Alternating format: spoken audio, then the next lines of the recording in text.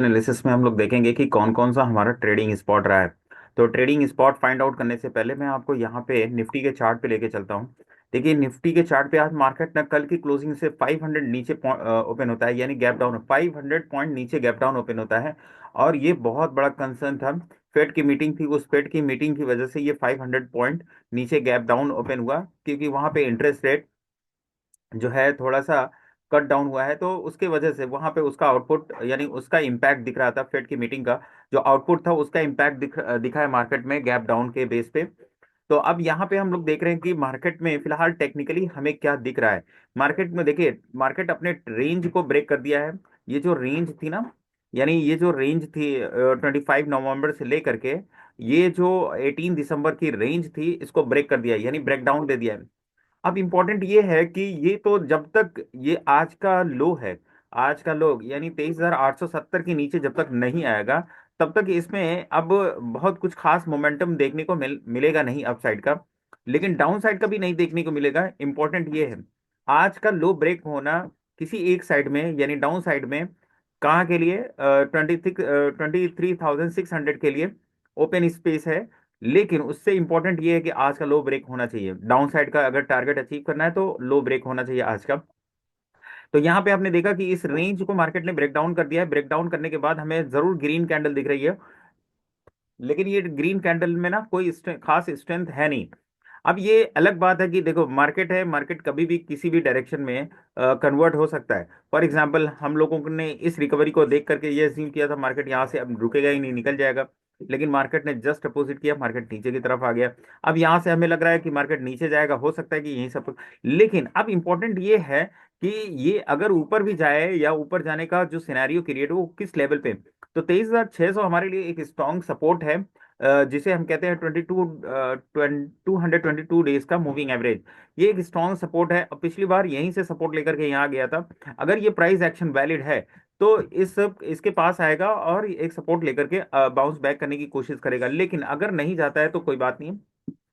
फिलहाल हम down side के लिए रेडी हैं कि अगर इस 222 डेज के मूविंग एवरेज के नीचे क्लोजिंग देता है तो फिर हमें एक मार्केट लो लगाते हुए दिख सकता है। वैसे मेजरली अगर आप यहाँ पे प्राइस एक्शन देखेंगे वीकली चार्ट पे, वीकली चार्ट का जो प्राइस एक्शन यहाँ पे रिप्रेजेंट हो रहा है वो डाउन साइड की टेंडेंसी को रिप्रेजेंट कर रहा है। कहाँ पे? डाउन साइड की। मान लीजिए कि यहाँ से एक मार्केट ने टेंडेंसी डाउन साइड की दिखाई फिर प्राइस एक्शन फॉर्म किया अप साइड का। अब नेक्स्ट जो है वो हमारे लिए एक इंपॉर्टेंट लेवल ये निकल करके आ रहा है, यानी 22,000 वाला लेवल निकल करके आ रहा है। लेकिन 22,000 वाला लेवल तभी निकल करके आ सकता है जब हमारे लिए ये वाला 23,200 वाला लेवल हमारे लिए एक इंपॉर्टेंट सपोर्ट है। 23,200 वाला लेवल जब तक ब्रेक नहीं होगा तब तक हम इस टारगेट के लिए ओपन नहीं कर सकते अपने आप को, ठीक है। और फिर उसके बाद फिर हमारे पास ये लेवल जाएगा प्राइस एक्शन के अकॉर्डिंग, फिर मार्केट यहाँ से नीचे की साइड में आएगा। तो अगर आप बाइंग अगर देखना है किसी भी स्टॉक्स में देखना है या कुछ भी, तो आप इस लेवल पे बाइंग को ढूंढिए। इस लेवल पे मार्केट जब आएगा तो फिर मार्केट ऊपर की साइड में जाएगा, फिर यहाँ पे आएगा तो फिर हमें सेल साइड का देखना है। अगर मार्केट यहाँ से अप साइड में निकल जाता है तो फिर हमें अपने स्टॉप लॉस का लेना है।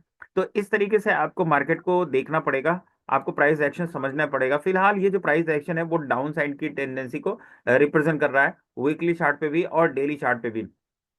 लेकिन डेली चार्ट पे आप देखेंगे एक बड़ा गैप दिख रहा है, लेकिन पोजिशनल इतना बड़ा गैप बहुत कम लोग ट्रेड करते हैं। मैं तो नहीं करता हूं, बाकी I don't know about others की वो किस तरीके से प्लान करते हैं। लेकिन हाँ, मार्केट हमें एक टेंडेंसी शो कर रहा है कि हम डाउन साइड की तरफ इंक्लाइन हो रहे हैं।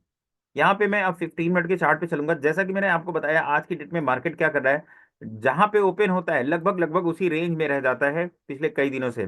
फॉर एग्जाम्पल देखिए, आज मार्केट ओपन हुआ एक रेंज में रह गया, ठीक है। आज मार्केट गैप डाउन ओपन हुआ, गैप डाउन ओपन होने के बाद एक शार्प रिकवरी आई, फिर उसी जगह पे आकर के रह गया। तो कोई बात नहीं, मार्केट ऐसे ही कर रहा है। अब देखो यहाँ पे क्या हुआ था, मार्केट थोड़ा सा ऊपर, सॉरी रेंज में ओपन हुआ और ऊपर गया, वापस से नीचे आया, फिर धीरे धीरे प्राइस एक्शन करके नीचे। मतलब यहाँ पे आप ऑप्शंस में कुछ बाइंग ही नहीं कर सकते। ठीक उसी तरीके से मार्केट ने यहाँ पे गैप डाउन ओपन किया नीचे, फिर यहाँ पे मार्केट ने गैप डाउन ओपन किया नीचे, यहाँ पे मार्केट गैप डाउन किया, पहले नीचे आया फिर ऊपर गया था, ठीक। यहाँ पे आप देखिए, यहाँ पे मार्केट गैप डाउन ओपन हुआ नीचे, मार्केट यहाँ पे गैप डाउन ओपन हुआ नीचे, यहाँ पे गैप डाउन ओपन हुआ नीचे। तो ओवरऑल मार्केट जहां यहाँ पे कोई भी पैटर्न को फॉलो नहीं कर पा रहा है, इसलिए आप ऑप्शन से बचे रहो, this is very important. 15 minute के चार्ट पे हमें एक इंपॉर्टेंट चीज दिख रही है कि मार्केट में अगर इंट्राडे में कोई, जैसे अगर आप ट्रेड ऑप्शन में ही करना पसंद करते हैं तो इंट्राडे में आपके लिए एक इंपॉर्टेंट रेंज है कि मार्केट अगर अगर इस रेंज में ओपन हो और कुछ टाइम तक ट्रेड करने के बाद ये अपसाइड में निकलेगा ना, तो हमें एक अच्छा मोमेंटम देखने को मिलेगा, जहां पे 24,100 और 24,200 वाला लेवल हमारे लिए इंपॉर्टेंट हो सकता है। आज की डेट में मैंने यहाँ पे एक ट्रेड किया था ऑप्शन बाइंग में, ऑप्शन बाइंग साइड में मैंने एक ट्रेड लिया था, लेकिन वो ट्रेड को मैंने लॉस में कट किया बिकॉज प्राइस मूव नहीं कर रहा था। मैंने इस वाले कैंडल में, यहाँ पे इस वाली कैंडल मिल गया और मार्केट यहाँ पे धीरे धीरे करके मैं यहाँ पे स्टॉप लॉस ले लिया और मार्केट वापस से फिर यहाँ तक गया। वो मैटर नहीं करता है कि मार्केट ऊपर गया नीचे गया, मार्केट कहीं भी जाए, लेकिन आप देखो ना, मार्केट जिस तरीके से गैप डाउन ओपन हुआ था और शॉर्ट कवरिंग हुई थी, फिर मार्केट ने इसके लो को रिस्पेक्ट किया था, ठीक है। तो यहाँ पे जो प्राइस एक्शन फॉर्म हो रहा था वो अप साइड में शिफ्टिंग का, मैं सोच रहा था अगर यहाँ पे डाउन साइड में आता है, इस रेंज को ब्रेक करता तो स्टॉप लॉस माना जाता, वैलिड स्टॉप लॉस, भले वो बड़ा हो छोटा डजन मीन, लेकिन वैलिड स्टॉप लॉस होता। लेकिन वो रेंज में ही रह गया, जहां पे हमने ट्रेड लिया उसी रेंज में काफी देर तक रहने लगा, तो ऑप्शंस को लेकर के बैठना ये खास करके एक्सपायरी के दिन तो काफी डेंजर होता है। तो इसलिए आप देखो कि यहाँ पे 15 मिनट के चार्ट, 5 मिनट पे मैंने आपको दिखा दिया कि एक ही लिया और उसमें पिछले 5 डेज से मैं लगातार लॉसेस कर रहा हूँ इसमें, ये आप ध्यान दीजिएगा। तो मार्केट में हमारे लिए एक इंपॉर्टेंट लेवल ये है कि मार्केट अगर इसी रेंज में ओपन होता है, इसी रेंज में ओपन होता है, रेंज में ओपन होने के बाद किसी एक साइड में निकलता है तो हमें एक अच्छा मोमेंटम देखने को मिल सकता है, चाहे वो अप साइड में जाए या डाउन साइड में जाए, अप साइड या डाउन साइड किसी भी साइड में जाएगा तो हमें एक अच्छा मोमेंटम देखने को मिल सकता है। तो यहाँ पे हमारे लिए लेकिन इंपॉर्टेंट ये है कि अगर रेंज में ओपन होने के बाद तुरंत ब्रेक करता है तो थोड़ा मुश्किल हो जाएगा, और अगर थोड़ा ट्रेड करने के बाद अप साइड में निकलेगा तो वो मोमेंटम काफी अच्छा देखने को मिलेगा। यहाँ पे हमने देख लिया कि किस तरीके से निफ्टी ट्रेड कर रहा है। अब साथ ही साथ मैं आपको स्टॉक्स दिखाना चाहूंगा। मेरा प्रायर लिस्ट में रहता है गोदरेज प्रॉपर्टी।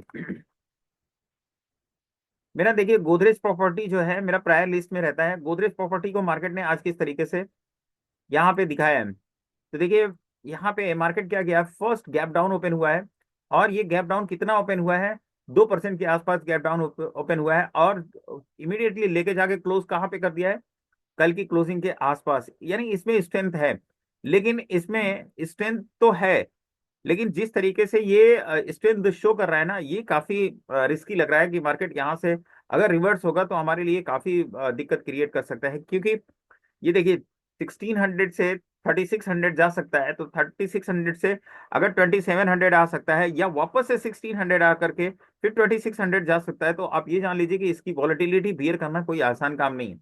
इसलिए आप इसमें बहुत ही संभल करके ट्रेड करिए। तो यहाँ पे मैंने कोई ट्रेड नहीं किया। नेक्स्ट अगर मैं बताऊं, यहाँ पे मैंने एक श्री राम फाइनेंस को मेरे वॉच लिस्ट में है, श्री राम फाइनेंस मेरी वॉच लिस्ट में रहता है। श्री राम फाइनेंस भी आज गैप डाउन ओपन हुआ, गैप डाउन ओपन होने के बाद यहाँ पे मार्केट ने एक हैमर कैंडल बनाया, मैंने यहाँ पे ट्रेड दिया और यहाँ पे इस वाले ये वाला जो लेवल था ना यहीं पे एग्जिट कर दिया, और मार्केट फिर धीरे धीरे धीरे करके काफी अच्छा अपसाइड का मोमेंटम दिखाया। लेकिन मैं इतना देर तक वेट भी नहीं कर सकता, मेरा जितना स्टॉप लॉस रहता है उतना ही टारगेट आ जाता है तो काम हो गया, ठीक है। तो यहाँ पे ट्रेड तो मेरा हुआ था। फिर मैं वापस से सोचा था कि जब मार्केट यहाँ पे शूटिंग स्टार बना करके ये निकल रहा है ना, इस वाले लेवल को ट्रेड करूं, लेकिन फिर मेरा मन नहीं कर रहा था ट्रेड करने का, तो मैंने इसको अवॉइड कर दिया। नेक्स्ट अगर मैं यहाँ पे अगर दूसरा बताऊं तो ग्रासिम है, ग्रासिम मेरे वॉच लिस्ट में रहता है, ग्रासिम, ठीक है। ग्रासिम में अगर आप ध्यान से देखेंगे तो यहाँ पे ग्रासिम अपने प्राइस एक्शन को डाउन साइड में शिफ्ट करके बैठा था, अप साइड में निकलने का नाम ही ले रहा नहीं रहा था, इसलिए मैं इसको ट्रेड नहीं किया। अगला है मेरा TVS motor, last trade TVS motor. TVS motor में अगर आप ध्यान से देखेंगे तो जिस तरीके से आपने देखा कि उसमें क्या बोलते हैं श्री राम फाइनेंस में ट्रेड मिला था, ठीक उसी तरीके का ट्रेड यहाँ पे भी मिला, और काफी अच्छा जो है रिजल्ट दे करके गया वन वे। यानी 24,40 से लेकर के 24,60 का, यानी 20 पॉइंट का हमारा स्टॉप लॉस भी था और 20 पॉइंट का हमारा टारगेट भी वन वे फटाक से मिल गया। तो इस तरीके से आप अगर मार्केट को देखेंगे तो आपको मार्केट कहीं ना कहीं रिवॉर्ड करेगा, कहीं स्टॉप लॉस करेगा। तो जिस तरीके से निफ्टी ने मेरा लॉस किया यहाँ पे, दो स्टॉक्स से थोड़ा सा कवर कर दिए। होप कि आपको ये सारी चीजें समझ में, अगर वीडियो अच्छा लग रहा है तो वीडियो को लाइक कीजिए, चैनल को सब्सक्राइब कीजिए। मिलते हैं नेक्स्ट वीडियो में, तब तक के लिए बाय, थैंक यू।